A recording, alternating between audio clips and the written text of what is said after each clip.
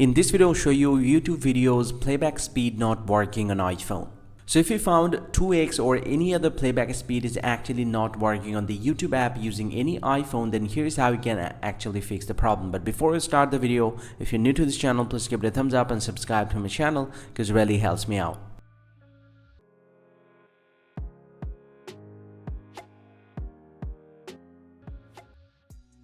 Well, so now to fix the problem, the very first thing that you have to do is simply go and open up the App Store from your iPhone and then go and search for YouTube here.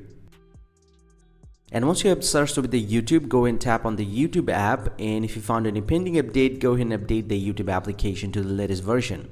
Once you updated the YouTube app, you just need to get back from here and then open up the settings app from your iPhone and then scroll down, tap on General here and then scroll down, tap on iPhone Stores. Now go ahead and tap on the search bar at the bottom and then simply go and search for YouTube.